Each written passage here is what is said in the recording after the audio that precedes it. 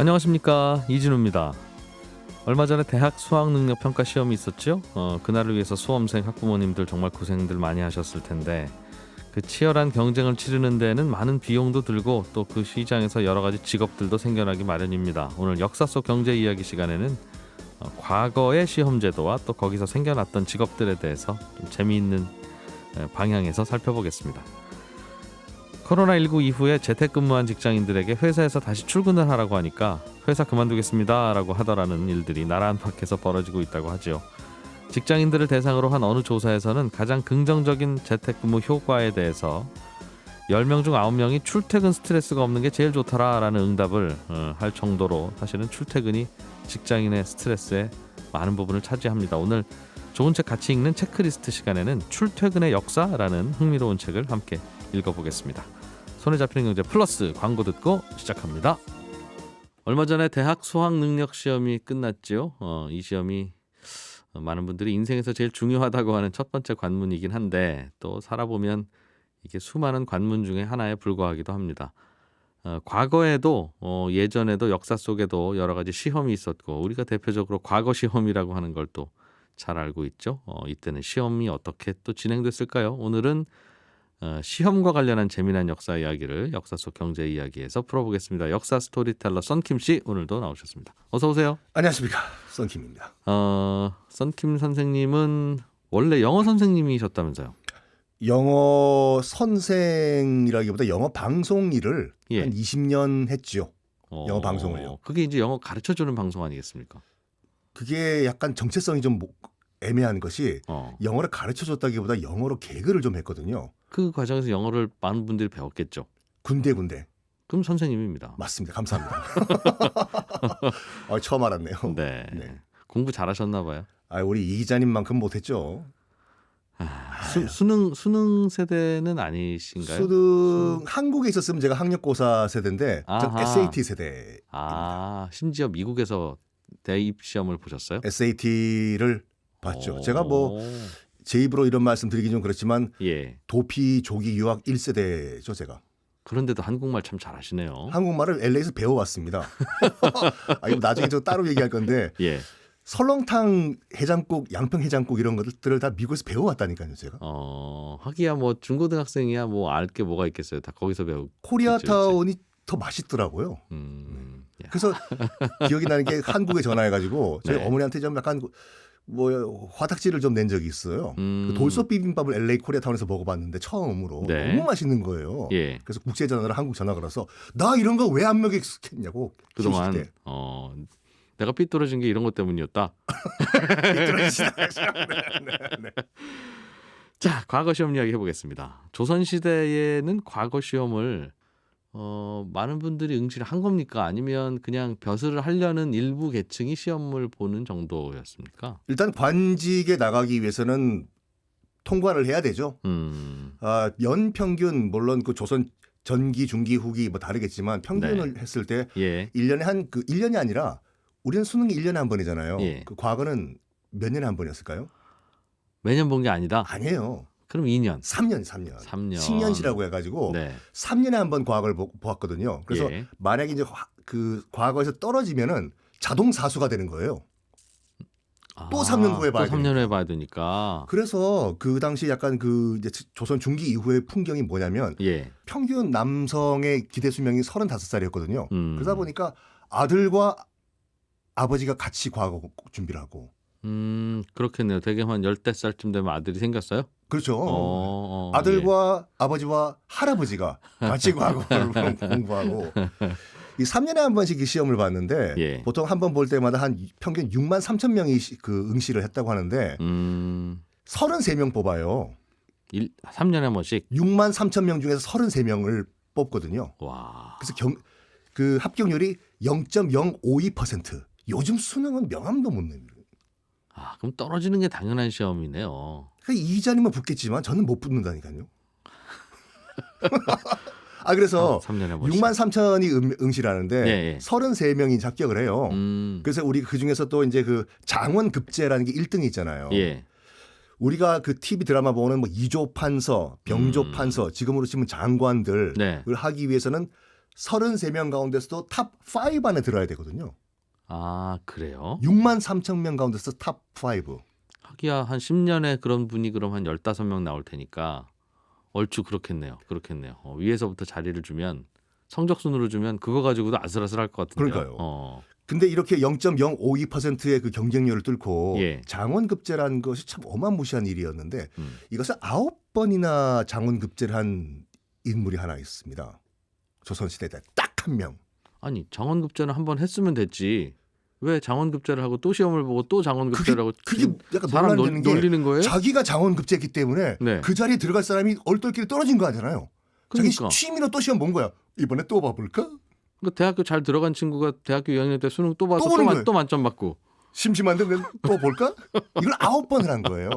9번에서 또 장원급제라는 분이 계시는데 네.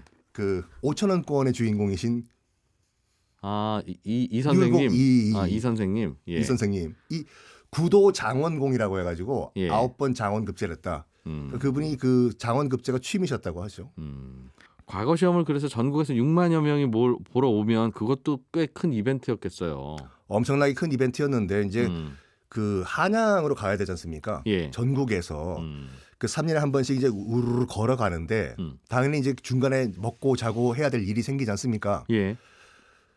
당시 조선에서는 나라에서 운영하는 숙박 시스템이 있었어요. 나라에서 운영하는 숙박 시스템이 역원이라고 했는데 국립호텔. 국립호텔 그렇죠. 예. 그 지금 원자 붙은 지역들 있잖아요. 조치원, 사리원. 사리원, 그다음에 뭐 이 철원. 이태원, 뭐 철원, 세자로 철원, 네. 그다음에 다락원, 네. 임덕원 그런 원. 이런 데가 다 이제 나라에서 운영하는 국립호텔이 있었던 곳인데 아. 여기는 공무원들밖에 숙박이 안 돼요. 그랬겠죠. 그렇죠. 네. 돈이 있어도 양반은 숙박이 안 돼요. 양반은 오히려 안 돼요? 그러니까 공직자만 나라 일을 보러 나가는 네. 공무원만. 공무원만. 예. 그래서 과거를 보러 가시는 분들은 이제 주막 시스템을 이용을 해야 되는데 사설여관들. 사설여관들 예. 그 주막이 우리가 알고 있는 것처럼 사극에 보면 주모 국밥 한 그릇. 진짜 그 국밥 먹고 싶었어요. 전 국밥을 어디서 파는지 모르던 어린 MBC 시절에. 지하에도 팔던데요. 그 어린 시절에 보던 사극이니까요. 그 맛있게 먹어요. 그걸 막걸리 뚝뚝뚝뚝. 주모 술 한 병 더. 주막에 묵어야 되는 그런 구조였는데 얼마였냐 하룻밤 그러면 숙박 비용이 예. 그 조선 후기의 실학자인 그 황윤석이 남긴 글에 따르면 자기가 이제 그 과거 보러 한양 갈 때 술 한 병이 요즘 시세로 6,000원. 그 당시 돈 화폐 가치로는 좀 달랐겠으나. 그렇지. 지금 대충 느낌상 6,000원. 환산해 보면 국밥 한 그릇 가격과 술 한 병 가격이 얼추 비슷했다. 술 한 병이 6,000원이고 국밥 가격이 16,000원. 지금. 근데 진짜 최근 물가군요. 예. 그런데 그 뭐냐면 숙박은 공짜. 국밥에 반값이 들어 있네. 그러니까 밥이랑 술 먹으면은 잠자리는 무료 제공. 예. 이런 시스템이었다고 해요. 패키지로 파셨구나. 패키지. 근데 우리가 네. 사극에서 보는 것 같이 그 뭐라고 할까? 주막 안에 보면 이렇게 잘 깨끗하게 꾸며져 있는 것이 아니라 예. 기본적으로 흙바닥에 목침 하나만 줬다고 해요. 그리고 3평에 20명 들어가고. 진짜 다닥다닥. 그리고 침구 제공 안 되고. 목침 하나에 그냥 땅바닥에서. 그래서 우리 저 고증이 좀 안 된 게 뭐냐면 잘 안 되는 것이 사극 보면은 고찜 하나 지고 선비들이 떠나지 않습니까? 예. 자기 이불은 같이 지고 떠나야 돼. 각자 이불은 갖고 다니는. 목침과 그냥 방바닥만 주니까. 그래서 앞으로 MBC 사극만큼은 요건 좀 고증을 좀 해주셨습니다. 그랬었군요. 네. 그러니까 국밥 사 먹으면 패키지로 줄만도 하네요. 하죠. 그냥 저 마당에서 저 주무세요 이렇게. 놀라운 게 이게 경제 프로다 보니까 네. 그 당시 신용 결제를 했어요. 외상. 외상이라기보다 지금 카드 결제와 거의 비슷한 시스템. 그게 어떻게 가능했어요? 왜냐하면 엽전꾸러기 상평통보를 예를 들어서 부산 뭐 동래포에서 출발한다 제가 시험 보러 그러면 어마어마한 그 쇳덩어리를 들고 다녀야 되잖아요. 그렇죠. 무거우니까 맨 처음에 도착한 이 주막에 주모 여기 돈꾸러미 놓고 가요. 탁 놓고 가요. 엥? 예. 놓고 간 다음에 이거 얼마 여기다 맡깁니다. 네. 그리고 두 번째 주막 갈 때마다 영수증을 써주는 거예요. 첫 번째 주막에 가서 내 돈 받아라. 나한테 밥값 받아라. 이게 전국에 있는 주막이 약간 카르텔 같이 시스템화돼 있어가지고 프랜차이즈네. 프랜차이즈 그러니까 신용 결제가 됐다니까요.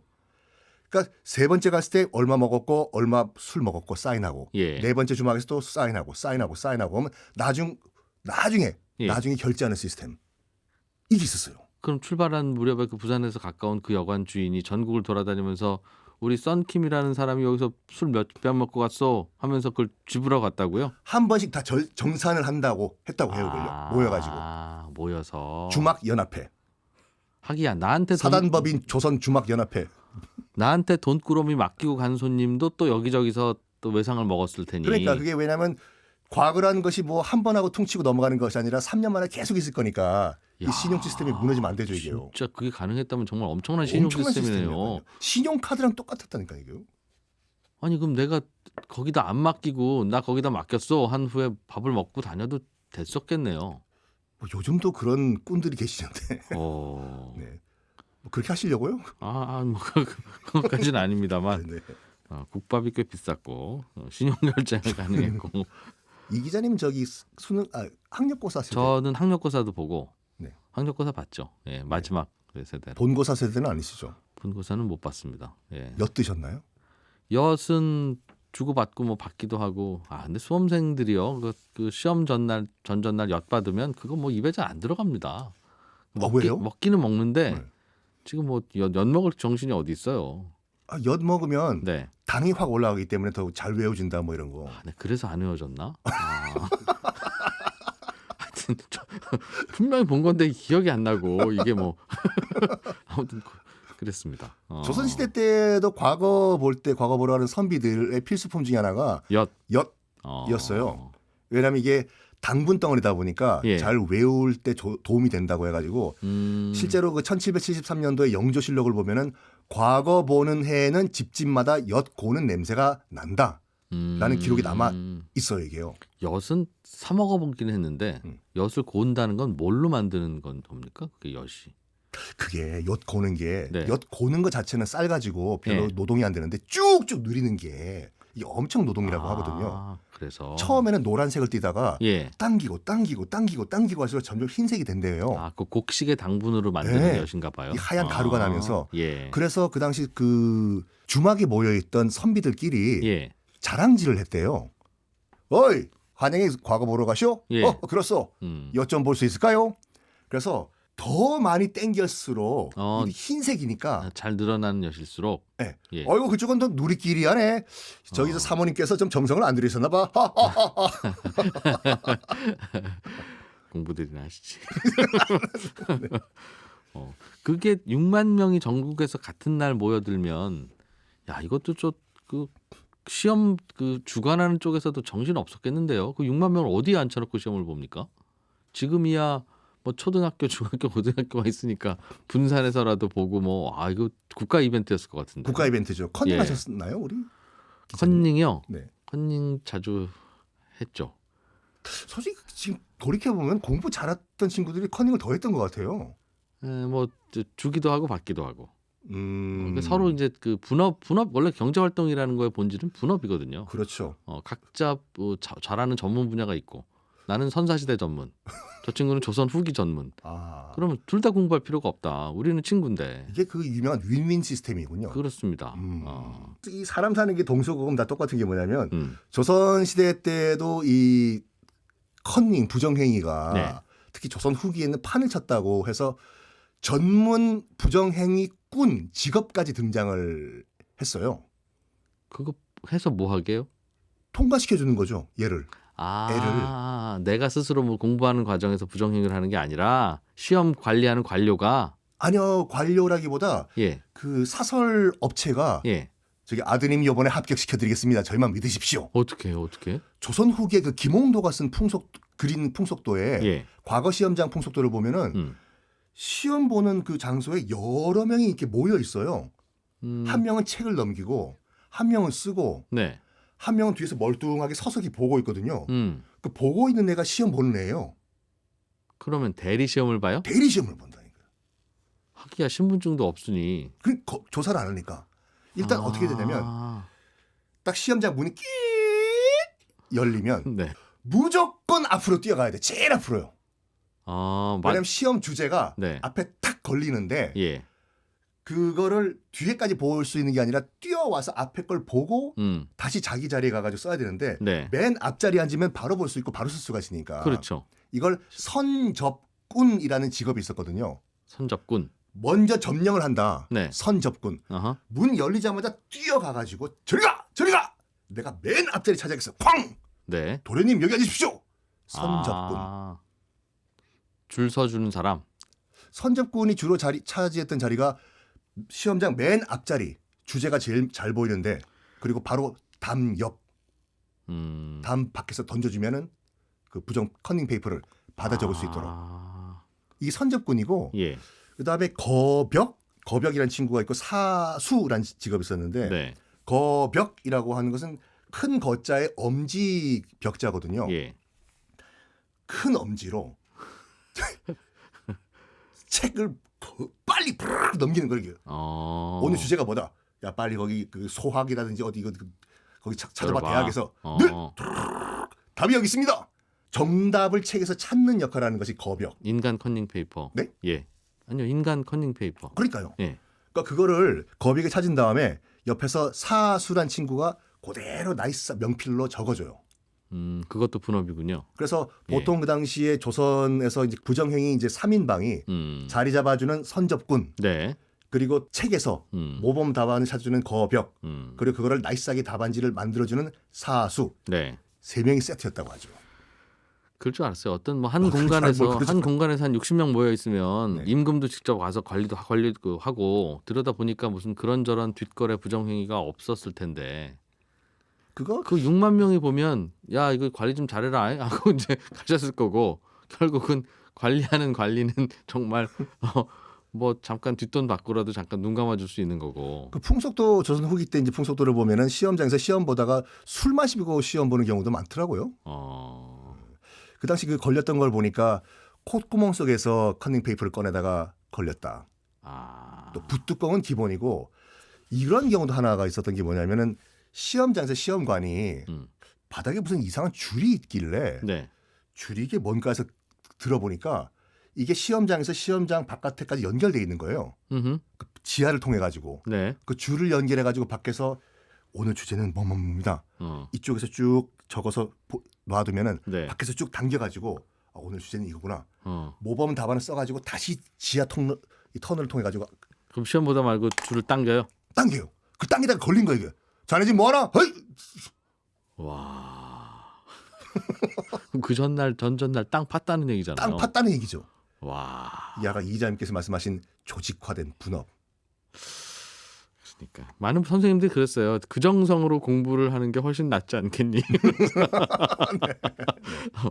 그게 뭐 저마다 노력하고 싶은 분야가 따로 있으니까요. 그렇죠. 네, 역사 스토리텔러 썬킴 씨와 함께한 시험 이야기. 뭐 인간 살아가는 세상은 다 예전이나 지금이나 비슷비슷은 했던 것 같아요. 그럼요. 네. 역사 스토리텔러 썬킴 씨였습니다. 고맙습니다. 네, 감사합니다. 날씨가 부쩍 쌀쌀해지면서 안 그래도 힘들고 귀찮던 출퇴근길이 더 힘들어졌습니다. 우리는 매일 이렇게 통근, 통학, 출근, 퇴근을 하고 있지만 생각해보면 인류는 언제부터 이렇게 출퇴근을 하는데 긴 시간을 썼을까 하는 생각도 들죠. 예전에는 아침에 일어나서 눈 비비고 나가면 그 바로 앞이 사냥터이고 바로 앞이 농사짓는 곳이었을 테니까 출퇴근의 개념은 없었을 텐데. 그래서 오늘 체크리스트 시간에는 인류가 어쩌다가 출퇴근을 하게 됐는지 또 그 출퇴근이라고 하는 행동이 인류의 삶과 우리의 문화에 어떤 영향을 줬는지 출퇴근의 역사라는 책을 함께 같이 읽어보겠습니다. 중앙일보 남국민 기자 어서 오십시오. 예, 안녕하세요. 제목 보고 한참 웃었어요. 네, 신기합니다. 저도. 출퇴근에 무슨 역사가 있느냐. 그냥 농사지으러 논밭으로 가는 게 그냥 출근이지 않았을까? 뭐 그렇죠. 하는 오래전부터 뭐 있었을 텐데 이걸 왜 갑자기 이런 생각도 좀 들고요. 이게 저도 제목이 확 끌려가지고 봤는데 이 책 쓰신 분이 홍콩 사시는 분인데 네. 서두에도 그런 말을 하더라고요. 자기의 출퇴근길을 얘기하면서 어느 순간 자기도 언제부터 이 짓을 하게 됐나라는 생각을 했다고 해요. 그래서 저도 이게 흥미로워가지고 읽다 보니까 방금 말씀하신 대로 사실 자고 일어나서 뭐 논으로 가도 그게 출근은 출근이잖아요. 네. 근데 이게 정확히 우리가 생각하는 출퇴근의 개념이 어떤 거냐면 집과 일터가 확실히 분리가 되고 그 사이가 충분한 거리나 뭐 시간으로 분리가 되는 걸 이제 출퇴근이라고 얘기를 합니다. 그렇겠죠, 그죠? 예. 최소한 뭐 조금 한 몇 분은 더 걸어 나가야 이제 출퇴근이죠, 그죠? 그렇죠. 예전에는 뭐 그냥 걸어 나가면은 밭이고 좀만 걸어 나가면 마을이고 이랬는데 이 현대적으로 생각하는 출퇴근이 태어난 게 이 책에서는 19세기 영국 산업혁명 이후라고 딱 정확히 짚습니다. 그때 처음으로 그럼 이른바 집과 일터 사이의 거리가 어느 정도 생겨서 예, 나름 뭔가 비장한 각오로 가야 하는 출퇴근길이 시작됐다. 그렇죠. 이전에 또 일이라는 건 했고 셌었고 더 많은 일을 했을지도 모르는데 왜 산업혁명 때 출퇴근 문화가 생겼습니까? 가장 큰 이유는 기차의 발명이라고 합니다. 그 이제 기차가 이제 1804년에 이제 네. 영국에서 처음으로 이제 발명이 됐는데 이 기차라는 게 처음에는 이제 화물 운송에 쓰였어요. 뭐 예. 석탄 나르고 물건 나르고. 근데 이게 엄청난 당시에는 지금의 뭐 전기차 열풍과 비교도 안 될 정도의 엄청난 산업이었거든요. 예. 그러다 보니까 마구 투자를 하다 보니까 이제 수요가 어느 정도 한정이 되잖아요. 더 이상 물건을 예. 다 실어 나를 인프라가 됐다면 예. 그러다 보니까 사업자들이 이제 한 1830년쯤 되니까 이걸로 사람을 나르면 괜찮지 않을까라는 생각을 하는 사람도 거예요. 네, 나를 수야 있겠죠. 그렇죠. 그러나 왜 타겠는가 하는 생각이 있었을 것 같은데요. 그렇죠. 이제 예. 그러다 보니까 물건은 이제 포화 상태니까 사람을 날라야 되는데 이유가 있어야 되잖아요. 그렇죠. 그럼 보통 여행 뭐 이런 게 되겠지만 여행이라는 건 당시에 굉장히 상류층만 갈 수 있죠. 수요가 많지 않았을 거고. 그렇죠. 그러다 보니까 이 사업자들이 그러면 출퇴근이라는 수요를 만들어 보자가 된 거예요. 와, 처음에는 정말 신기한 발상이다. 그걸 왜 해야 될까? 뭐 이런 논란이 있었겠네요. 정말. 그렇죠. 이제 항상 시내 도시와 도시, 큰 도시 사이만 이었는데 네. 이때쯤에 처음으로 사업자들이 한 런던 외곽으로 철도 노선을 하나 빼서 그 역을 하나 짓고 예. 그 주변에 마을을 만들기 시작합니다. 외곽으로 나가면 땅값은 쌌을 테니 그렇죠. 그 마을을 만드는 일을 그런데 철도업자들이 했다고요. 그러니까 마을이 존재하고 그걸 런던 중심부로 잇는 걸 철도업자가 한 게 아니라 예, 이제 마을이 있었는데 예. 있는 거는 철도 사업자가 하죠. 예. 그래서 약간 그걸 왜 그 마을에 몇백 명 사는 마을이랑 런던을 철도로 왜 잇냐 네. 하면 그거를 출퇴근용 도시로 만들겠다는 키워보겠다는 그게 있었다는 거죠. 그래서 일종의 신도시를 이제 만들기 시작한 겁니다. 예. 그러면 결국 이제 요금 받으려고 그럴 텐데 네. 출퇴근이라고 하는 게 뭔가 왔다 갔다 하는 요금이 좀 저렴해야 시간도 쓰니까 돈을 좀 덜 써야지. 안 그러면 그냥 런던 중심부에서 어떻게든 살 거 아니겠습니까? 그렇죠. 뭐 얼마나 받았어요? 이게 출퇴근이 지금은 누구나 하는 거니까 예. 뭐 보편적인 거지만 당시에는 출퇴근이 특이한 일이었잖아요. 네. 그때 어떤 분인데 당시에도 통행권이 있었어요. 그러니까 뭐 한 달에 얼마, 뭐 1년 이용권, 열차 정기권. 예, 정기권을 팔았는데 이게 가격이 당시 도시 노동자의 1년 연봉 수준이었다고 해요. 그럼 뭐예요? 도시 노동자가 일하러 가면 왔다 갔다 왕복 차비 쓰는 걸로 자기 연봉을 다 쓰면 왜 일하러 가요? 그래서 원래 이때 출퇴근은 예. 그냥 모든 사람들이 하는 게 아니라 좀 전문직, 뭐 상공업자들, 이런 뭐 변호사들 이런 분들이 하던 이제 좀 중상층의 이제 라이프 스타일이었던 거죠. 상상하기로는 중국 상해에서 매일 우리나라로 비행기 타고 오면서 일 보는, 그러나 뭐 그렇게밖에 할 수 없는 어떤 매우 바쁜 비즈니스맨 사장님 느낌이 드네요. 그렇죠. 그렇게 좀 상류층, 그러니까 한 부르주아 계급이라고 할까요? 그런 분들이 어느 순간부터 런던에 사는 게 너무 힘들잖아요. 근데 이분들이 돈은 있으니까 네. 우리 널찍한 외곽에 쫙 빼서 우리 집을 빼서 교외를 만들어가지고 거기서 편하게 살아보면 어떨까? 일은 여기서 하고 그러면서 이제 현대적인 출퇴근이 만들어졌다고 합니다. 그렇군요. 그렇게 비싼 철도를 사면서도 교외로 나가고 편안하게 살고 싶은데 돈은 많은데 그럼에도 런던에서는 살기 어려웠나 봐요. 그 정도 돈이 있으면 그냥 런던에서 살아도 충분하실 것 같긴 한데. 런던이 지금은 좋은 도시지만 큰 도시고 지금도 큰 도시지만 네. 당시에는 급성장을 하고 있었잖아요. 그러다 보니까 이 도시에 인구가 너무 몰려드니까 살기 싫었구나. 그냥 살기 싫었던 거죠.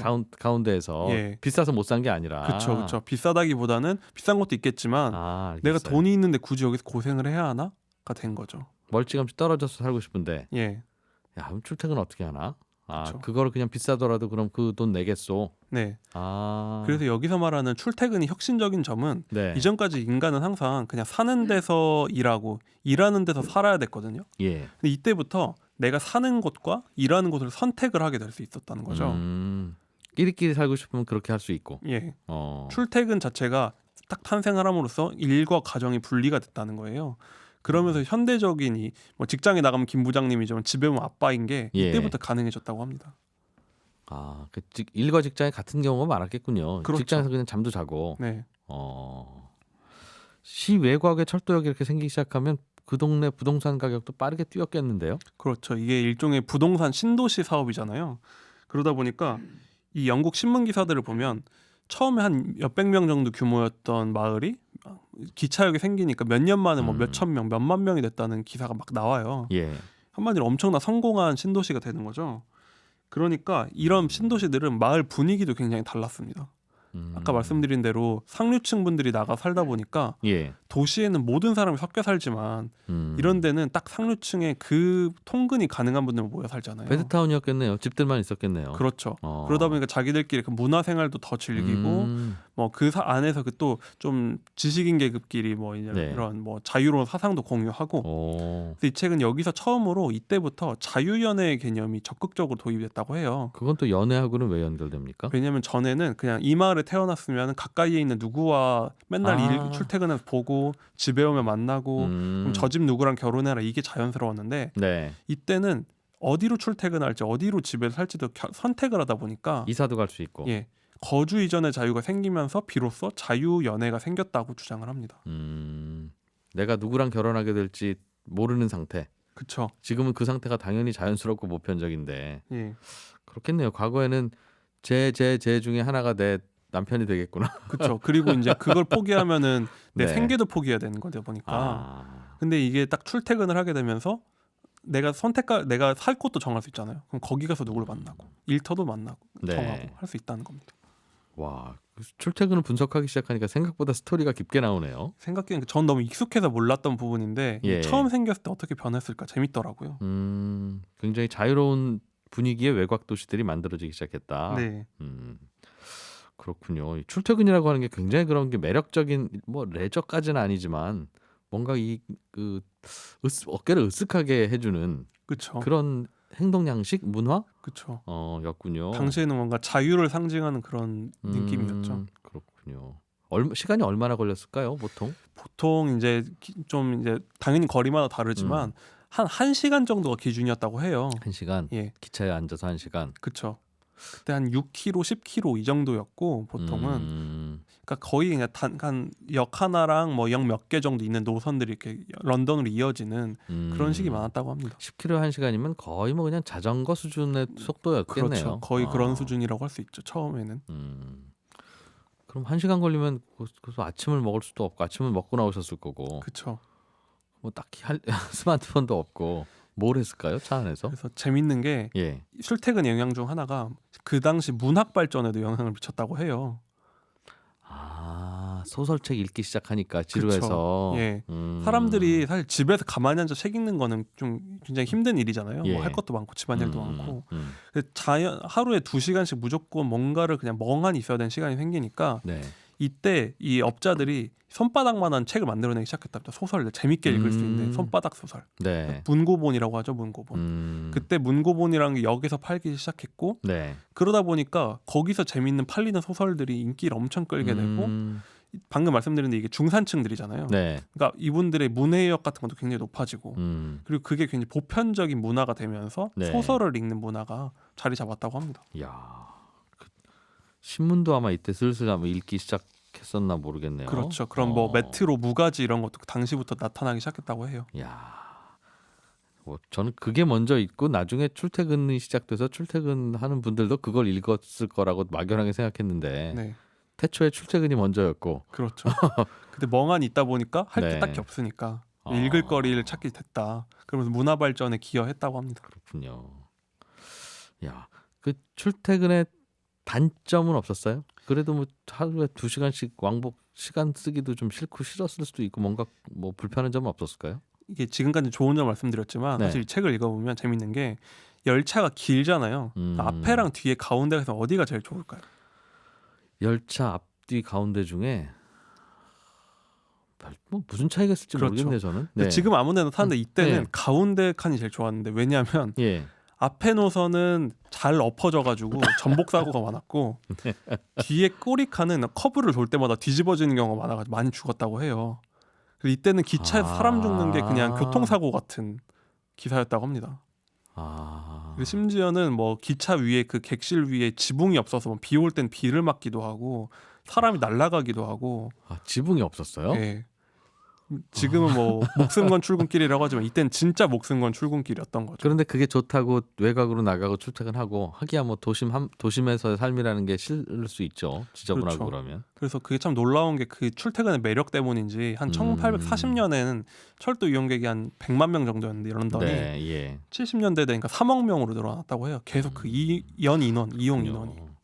이 무렵이었는지 이전이었는지 모르겠지만 저 얼핏 읽은 책에는 예전 도심이 하수도 시설 네, 이게 잘 안 상하수도가 잘 없는 도시들이 꽤 많아서 그쵸. 맞습니다. 굉장히 지저분했다고. 예, 그래서 워낙 그런 걸 골치를 썼고 그래서 예. 먼저 돈 있는 분들이 나가고 근데 런던 입장에서도 이게 시 입장에서도 감당이 안 되는 거예요. 그래서 런던 정부가 무슨 생각을 하냐면 이 출퇴근을 예. 모든 사람이 할 수 있게 해서 다 도시 밖으로 밀어내자라는 생각을 사람 해요. 너무 많으니까 관리 안 된다. 관리가 안 된다. 그러니까 도시 기술이 그 교통을 못 따라가니까 예. 인구를 못 따라가니까 그럼 교통으로 빼자 해서 이때부터 철로도 막 많이 만들고 이 노동자들이 이제 그냥 일반 노동자들이 탈 수 있을 정도의 그런 지원을 막 해주면서 바깥으로 이제 출퇴근을 장려합니다. 정부가 나서서. 모여서 살지 마라. 힘들다 서로. 그렇죠. 우리 힘드니까 그래서 뭐 통행권도 깎아주고 뭐 이때 처음 지하철도 만들거든요. 1890년대. 이제 슬슬 요즘 모습이네요. 그렇죠. 요즘도 뭐 서울 외곽으로 이제 출퇴근 시키는 확장을 하잖아요. 계속 예. 그런 이제 상태를 만든 거죠. 지하철도 요즘 나왔다. 그다 위에는 이제 지상으로 돌아다니던 철도였는데 네. 뚜껑도 없고. 그렇죠. 지하철은 언제쯤 나왔어요? 지하철은 영국에서 1890년에 처음으로 개통이 됐습니다. 이제 그때부터 이제 이런 이제 방금 말씀드린 기차에서 이제 슬슬 더 대중적인 대중교통으로 바뀌기 시작한 겁니다. 네. 그러면서 이제 출퇴근도 상류층에서 노동자의 것으로 된 것이죠. 그렇군요. 정부가 출퇴근을 장려하고 부추기고 그랬군요. 이건 도시 정책을 위해서. 그렇죠. 오히려 이런 도시 기술이 감당이 안 되니까 예. 외부로 빼려고 한 거고 또 이런 대중교통을 보급하니까 사회 변화에도 많이 기여를 했다고 해요. 그러니까 예를 들면 예를 들면 영국은 뭐 귀족 지금도 계급이 있다고 하는 뭐 그런 계층이 확실한데 이때 대부분의 사람들 출퇴근하면 어떻게 되는 게 이렇게 다 밀착해서 그렇죠. 같이 고생해서 우르르 내리고 하잖아요. 네네. 그러다 보니까 이전까지는 이 문화적으로 누군가를 접촉하는 게 굉장히 무례한 일이고 이례적인 일이었는데 사실 그렇죠. 어깨와 어깨가 그렇죠. 부딪힌다는 건 특히 그리고 그 옛날엔 더 그럴 일이 없으니까. 그렇겠네요. 네. 그렇겠네요. 근데 이때부터 지하철 타고 이러면서 기차 타고 이러니까 우리가 모두 다 함께 타고 모두 다 함께 고생하고 뭔가 공동체 의식이 생겼다. 그렇죠. 오. 그래서 그런 현대적인 이런 민주주의 사회 이게 특히 일본에서도 19세기에 기차가 들어가거든요. 네. 근데 일본의 그 봉건제 사회의 의식을 바꿨다는 기록도 남아 있다고 해요. 기차를 타면서. 예.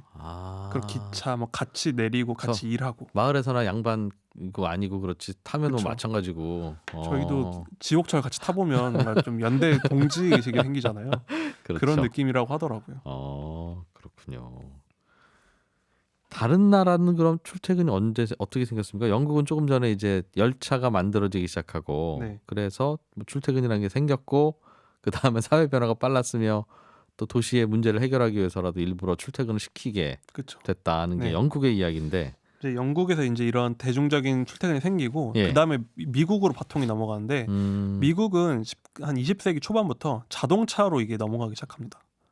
자동차가 먼저 보급되면서 기차 대신에 예. 이제 기차가 뭐 이런저런 만들긴 했었지만 미국은 자동차 산업을 워낙 육성을 하다 보니까 예. 자동차가 생겼고 우린 자동차만 그냥 옛날 자동차들 하면 이렇게 상류층들이 놀러 갈 때 타는 걸로 알고 있지만 당시 설문조사를 보면 90%가 출퇴근용으로 썼다고 해요. 당시에도.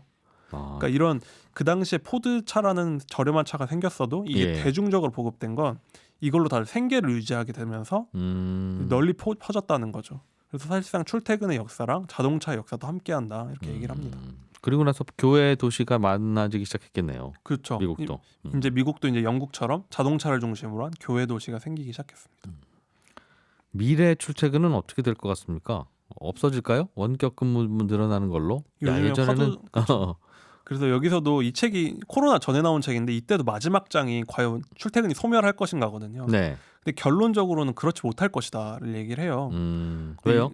인류가 본격적으로 이런 출퇴근의 소멸을 얘기하기 시작한 게 1970년대랍니다. 네. 벌써 50년 전부터 예측을 했는데 아직까지도 설문조사를 보면 코로나 전 기준으로는 2%를 넘지 못한대요. 원격 근무자가. 예. 물론 코로나 이후에 많이 늘겠지만 여전히 사람들은 더 많이 보고 싶어하고 회의하고 얼굴 그렇죠. 보고 하는 일한 거기 때문에 그래서 여기서는 그런 것보다는 기술이 좀 발전해서 네. 더 쾌적한 출퇴근이 출퇴근이 되지 쾌적해질 않을까. 수는 있겠으나 예, 얼굴 보고 하는 만큼 뭐 어떤 걸 따라가지 못하니까. 예, 그렇게 이제 끝맺고 있습니다. 그래서 저희도 남국민 기자를 스튜디오에 굳이 모셔서 예, 맞습니다. 얼굴 보고 얘기하는 중앙일보 남국민 기자였습니다. 네, 점심들 맛있게 드시고 저는 내일 아침 8시 30분에 다시 찾아와서 인사드리겠습니다. 손에 잡힌 경제 플러스까지 마무리하겠습니다. 내일 뵙죠. 고맙습니다. 이진우였습니다.